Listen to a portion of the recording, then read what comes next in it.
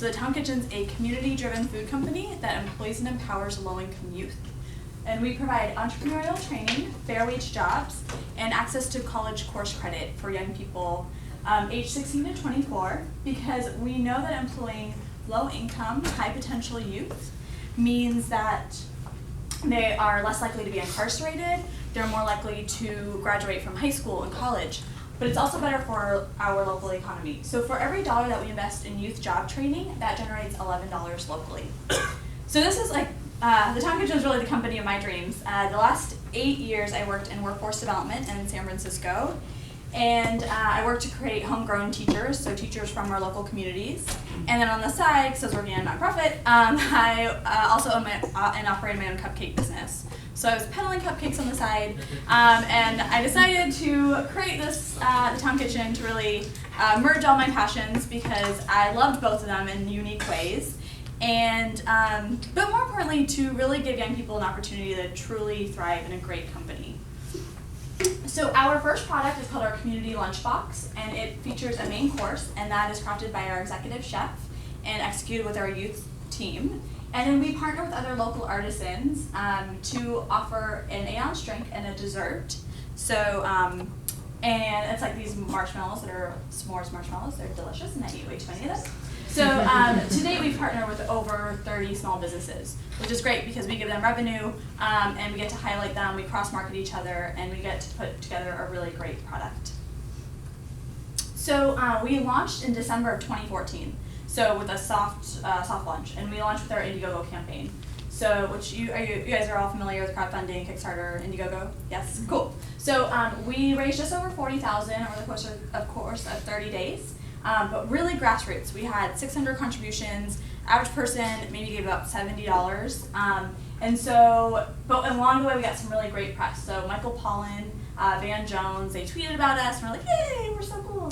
And then we, that allowed us to launch on January 12th of this year. So to date, we've had $134,000 in revenue. I just updated some of these numbers, and we've delivered over 11,000 meals. And that was really staggering. So, because when we started, I mean, we have funny photos for sure, but it was me like packaging, me delivering. We had 1 day of service a week, and now we're fully functional. We have 5 days of service. We operate between the hour, we have kitchen staff that comes in at 6 o'clock, and we're boxing meals up and sending them out with deliveries starting at 10 a.m. So kind of what do our clients look like? It's really, really diverse. So Berkeley is one of them, which is great, yay! And we work with different departments, so and some of them are subscription, they order from us every week, and some order from us for bigger events. Lenda, Pandora, so it's tech, media, retail, it really runs a gamut. But our average delivery size is 37 meals, so per location. And then we've worked with over 100 companies to date. So we are, we're really different than, our competitors. Our competitors are really great at delivering quick, last-minute meals, right? Really quickly and efficiently and fast. But we're really focused on offering our clients a really unique experience, allowing them to support local from their corporate desk. And we do that by, having great product that's locally sourced, but also partnering with other local artisans that will offer them a really unique experience at a competitive price. So how we work is that we train our youth in-house in our kitchens and in our classrooms. Clients order online. They can order up to 2 weeks in advance or the day of. We accept orders, same-day orders from until 10 a.m. And then we craft lunch in-house in our kitchen, and then we deliver. So, and our clients get a delivery notification through text message. They can track their drivers in real time through GPS. And so the food delivery market is really big. It's a new market, which we kind of all grew up with, which is really exciting. But that kind of scares investors too. So we tell them though that the takeout and delivery market is $70 billion, and of that, only $9 billion is actually spent online. That means that people are only spending $9 billion actually getting on a website or ordering through their mobile app. So there's so much potential as we see this user shift from kind of picking up the phone and calling pizza delivery and calling their takeout company and being like, I'm going to walk over and pick things up, to actually ordering online. And so our main competitors are only taking that really small market. And so there's so much space for growth, even though it seems like it's really competitive. And so we're the only company in this space that is socially driven. And so that's important because 90% of shoppers worldwide are likely to switch brands that support a good cause. And so kind of what does it cost to do everything? So our box retails at $13. That includes our main course. That includes an 8-ounce drink, dessert, and delivery. It's all inclusive. Our food costs about $3. Our artisan cost, that's the cost for the drink, and the dessert, that's $2. Packaging is $1, which is not great, but it is carbon neutral packaging, completely compostable. And then our labor runs about $2 a box. So that gives us about $5. So as we scale and grow, we're hoping to get that $5 to $8 in the next year, which is actually really doable and exciting. So our team, so I am the founder and CEO, and I started this with Jefferson, who is our executive chef. He was the executive sous chef over at Google in San Francisco, and then he was the executive chef at Spoon Rocket. So he's really versed on scaling operations and is really excited about our product, which is really high quality food and organic food. And then my sister just joined the team this month, although she's been an advisor since we launched. And she's left Google, so I met Jefferson through my sister, mostly because I was at a nonprofit, and so I would eat there for free, and Jefferson thought that I worked at Google because I was eating there for free so much. And so my sister just left Google to come on board as our COO, and then we have an operations manager and our tech advisor that's built our site. So we, just a few months ago, we moved into the Kaiser Business Center, which is over, if you're in Oakland, come say hello. We're over on Thomas L. Berkeley Way, overlooking the lake, so that's the building. Although that's not all us, that would be very exciting for us. And so the kitchen is 2,500 square feet, and the actual space that we're in is 7,500 square feet. So that's really exciting that happened this last quarter. And then we have our new site that we're testing right now. We're launching that. Everyone always says, next week, it'll launch next week. So we've tested it. I'm honestly hoping it's going to launch in 2 weeks, for real.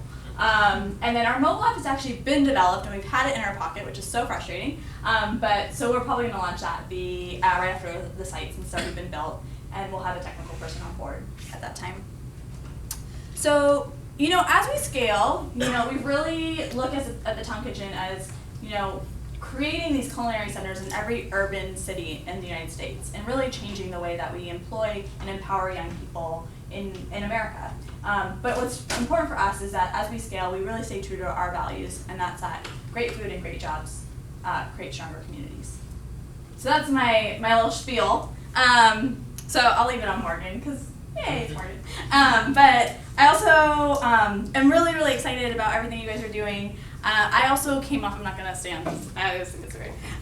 Sorry if that's messing up your shot. No, so I did my undergrad here at Cal. I'm 30, so it's been a little while. I didn't go to business school, although worked in a nonprofit. Worked on my last project for 4 years, and that was a homegrown teaching initiative. So I was working with City College, working with San Francisco State, and spent 4 years in the bureaucracy of all that. And so our initiative, and I piloted in San Francisco, so our initiative was to create homegrown teachers. So, and the idea was that instead of taking the Teach for America model, which is kind of the cream of the crop, students that did really well in high school and college, and putting them in urban communities, we trained students that were from those communities that we knew wanted to stay in San Francisco, wanted to stay in Oakland, wanted to stay in Chico. And we helped them through college, through community college to the state university. So a lot of those students were foster youth, they were formerly incarcerated, they were single parents. So, and they were students that didn't all have a high school diploma. A lot of them were getting their GED while they were in the program. And the crazy thing is, so we use this cohort-based modeling. Are any of you familiar with cohort-based modeling? Okay, cool. So cohort-based modeling is essentially kind of similar. So if we had you guys as a group and you went to classes all together, that meant that you had this social structure to kind of support each other. So we use that social structure, which is hey, we're going to keep these students together throughout all these years, and they're going to rely on each other because they need that stability, they need that network. And then when I started, I was a support specialist, so I was literally sitting in a class. And I was texting Akita, and I was why are you not in class? Where are you? So the idea was that you needed someone that was going to call you out and be hey, you're, you haven't turned your paper in. I met with your professor, and they're these are all the students that didn't turn papers in. So, so I was really holding people accountable. But I also, on the flip side, got to meet with faculty and be like, hey, like your class, like you have a class that's predominantly minority students, and it's really not culturally sensitive. Like you are, like you're not actually doing a good job. And so, and the nice thing is like our grant paid them. So you have faculty, I mean, obviously they signed up, so they were a little bit more open to that, but it was kind of like a slap in the face too, and it was coming from somebody that was really young, you know, that was 6 years ago. So like they weren't super jazzed about me being like, hey, so I'm the student advocate, and you know, like you have all these students that are actually showing up to your class and that want to do well, but there's something missing in your curriculum. And so I worked with San Francisco State, and we created a curriculum that was really focused on race and privilege, and we started from that. You know, it's like before you can talk about all these complicated things, you really need to understand how you are impacted by your classwork. And so we had really great sessions with faculty, and we got them all together to talk about like what wasn't working in classes and talk about race and privilege in really frank ways. And it really it was really, really exciting. And so over the course of the 4 years, we had 76% retention in community college. And to give you an idea, the retention at City College of San Francisco for any student is 13%. Not that like has nothing to do with foster youth, single parents. So to get from 13% to 72 or 76 was ridiculous. And we have students now that are finishing their master's degrees, which is crazy. So cohort-based modeling works, and so they were going and they were working in after-school programs in the afternoon. They were going to classes in the morning, and having stable employment while they were in school was the recipe for success. And then throughout the summers, we got money from Bechtel and NASA, and so we ran STEM education. So our students were trained to teach hands-on math and science workshops in after-school programs. Which was just so much fun, and it was a great experience. And so I used that my 4 years there to create this model. And the idea is that it's a crazy idea, right? You have to dream big, but the idea is like if I can take any student, and I'm confident to say that any student that wants to get a college degree, like I can work with them, and I can connect them to a case manager, and we can create curriculum that's like just really geared to like for their learning style, which is interactive. It's like talking about community. It makes people active citizens, and you can talk about math and science and like really complex math and science in the kitchen. We can do that in teaching too. So using that and like really catering education to young people is exciting. Like nobody wants to be. While I do this, I always feel awful when I'm like, nobody wants to be like lectured at the whole time, and then I'm always like giving this speech. But I really believe in things being really interactive, and the kitchen is just like a natural place for that. So we work with San Francisco State when students go through entrepreneurial training. They're talking about things like food access and marketing to Black and brown communities. We talk about things like the soda tax. It's like, why has Coke put so much money into caring whether there's a tax on your soda? Right, and so it gets young people to really think critically about how they consume and how they spend. And it's not to be like, oh, why are you eating KFC? It's like I grew up on KFC. I love salt and sugar. Like I am addicted to salt and sugar. But it's also like, well, that's like a systemic thing. You know, like we've been marketed this, and so you get addicted to certain things, and then there's a lot of like, oh, well, why are people of color eating so poorly? Like, they don't care. Like, they have diabetes because it's their fault. And so really switching that narrative and being like, you have diabetes and it's not your fault. Like, your parent, it's like, that's a system thing, and we need to change that system. And so that's how we feel like we can empower young people. But we can't do that until they have basic needs met, right? And so when we think about human-centered design, it's like, if you are, in East Oakland and you're worried about your own safety and you're trying to support your family, we work with a lot of immigrant students. We a lot of parents that are on food stamps, and it's like if you need money yourself, you're not really going to be that engaged in a classroom. And so if we can link young people to jobs, sustainable jobs, we pay all of our young people $15 an hour. We hope that will get to $20 an hour soon. then we can actually like engage you in the classroom, because now you kind of need it. We can kind of like steal you away too, because you need the job. So we have access to people that like aren't gonna leave. But we found that like it's, they really look forward to the classroom too, because it's a way for them to think critically about the things that they're doing in the kitchen. That was really long-winded. Do you have questions? Yeah. Is the Top Kitchen formerly an NPO, or is it more like a? That's a great question. Yeah, I don't really say it in my deck because usually I'm with investors, and so we are a for-profit social enterprise B Corp. So we're a public benefit corp. And you guys are learning. Did you already learn about B Corps? Not yet. Or you have a B Corp person? No.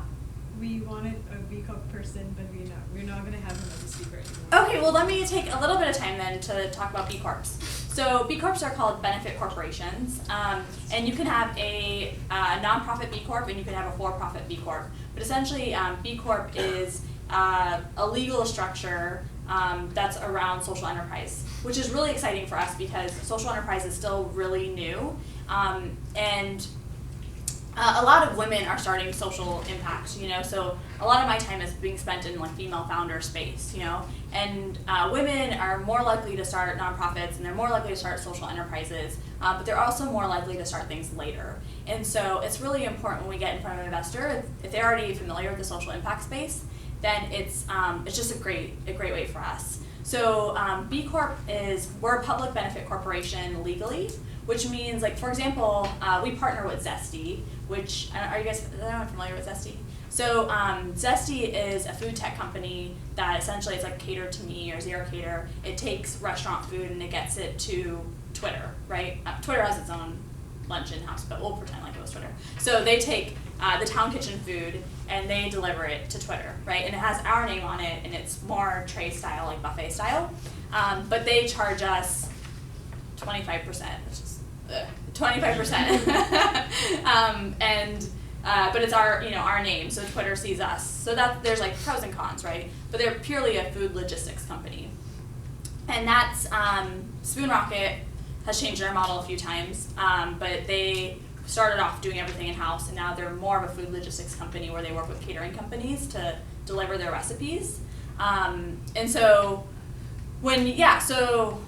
so like, for example, if Zesty loved us and they wanted to acquire us, because we're a public benefit corporation, that means that even if they acquired the Tom Kitchen, they would still have to, we would still have to function with our mission, because that's in our bylaws and in our articles of incorporation. So that's really, really important when you think about exiting a company. But it's also important when you grow, because you have board of directors, and when you have your mission legally, if you're legally bound to your mission, then your board of directors has to use that as a metric.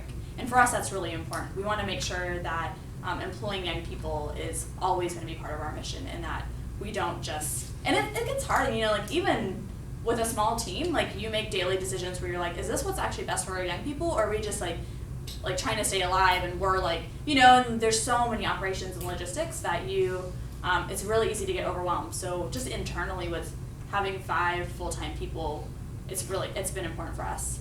And then B Corp also has a certification. B Corp is really confusing, but it's great. And they actually measure all of like what you're doing. That's really, so it's like how you're treating your employees, how you're treating the environment, how what your social mission is, and they actually give all these companies a rating. So you can see other companies, like Give Something Back is a B Corp that does office supplies. Etsy is actually the first publicly traded B Corp. And that's really exciting just for us, because B Corps are kind of an investor world. They're like, So, that's a little bit about B Corps. Yeah, did I answer it? So like pretend that I'm like a youth who is looking to enter this, like what would the timeline be over the course of the day or over the course of their time with the Town Kitchen? Yeah, that's a great question. So we've interfaced with young people in a few ways, but I'll tell you ideally what we'd like to be doing, and then kind of like tell you what we're actually doing. So what we like to be doing is that we have a 120-hour curriculum that they get 2 units through San Francisco State to complete. And so we would have a start date and we'd have rolling applications. But once your cohort of 20 young people, so it'd be you, 19 other people, would start this program, You go through 120 hours of training. You do, food service training, but also you go through SourceSafe certification, but also you're learning about, food marketing, you're learning about food justice and social justice, you're learning about entrepreneurship. We have things like a Designathon at the end of it, and once you go through that, you would get a stipend of $2,000 to complete that program, and then you would be placed either with us or with other food businesses. And once you're placed with us, it's a regular job. I mean, we have students that show up between 6 and 8 a.m., depending on their schedule, where they're at. And then they're in the kitchen, like, peeling 100 and 300 potatoes. And then if they start later, then they're the ones that jump in on the car and go on food deliveries. And then they use their smartphone and they can see, like, where everything gets delivered and kind of swipe things while they go in. Yeah, does that explain everything? Yes. So is your student base completely from the university? Our student base is, actually no one is enrolled right now in formal classes. It's all, we work with Beyond Emancipation, and Beyond Emancipation is a community-based organization that works with foster youth. So those, they're 18 to 24. We work with Not For Sale, and those young people have been part of sex trafficking. And then we work with Youth Uprising, and they work with a little bit younger people. So that was, Youth Uprising people were in our summer program. So they were actually, we had a shortened training program, and then they were working with us in the summer. And then if we recruit other people, then generally none of them are in school. And that's not necessarily like the focus, but we want this program to be an entry point back into post-secondary education. So the thing you mentioned about the US stuff, like 2 units thing, was that like the ideal model, like having this being a certification kind of course? No, so we have partnerships with San Francisco State now. So those students are continuing we started the training in summer. So because we had a small cohort, we're continuing that, so they should finish those two units before the end of this year. But then the idea is that they would get those, when we launch our formal program, you get 2 units really a lot quicker, because it'd be a longer program.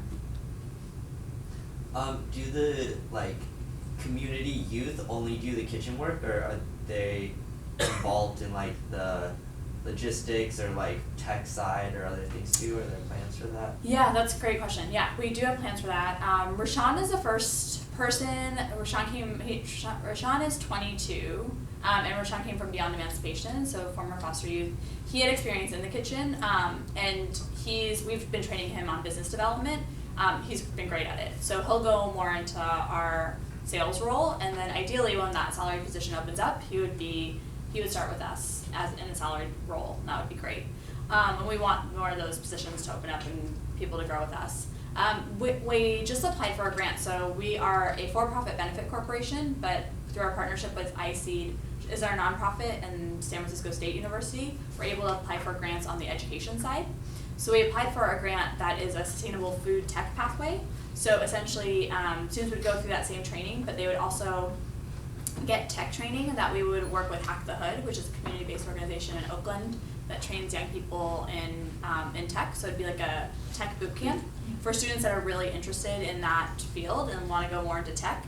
Then they would have an internship with a food tech company. So if they intern with us, they would intern on our technical side. But there's other companies like Josephine, like Zesty, that we reach out to. Josephine is already signed on. So they would work with them on the technical side. And the idea is that we would, send over candidates that not only are interested in developing, but also really excited about creating sustainable food pathways and know from beginning to end where their food is coming from. And would be just a really great fit for those companies, with the hopes that they would hire them after. Any other questions? Cool. Well, I know you guys had a long day. I'll also leave you guys some postcards.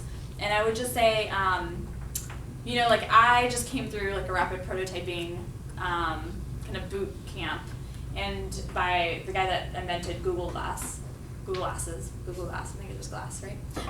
And he was awesome because he was just so approachable. And so I think one of the main lessons that he taught me was just that you never really want to be in a room with experts. Anyone that calls themselves an expert in anything is not actually what's best for your company. You want continuous learners. And starting this company has been, it's just, I mean, you're definitely humbled every week. You're like, all right, cool, that did not work.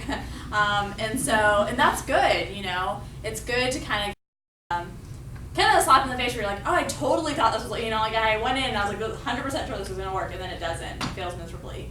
And that, you know, it makes you more resilient, but it also, you know, you pivot so much when you start a company. And so really just take that approach, you know.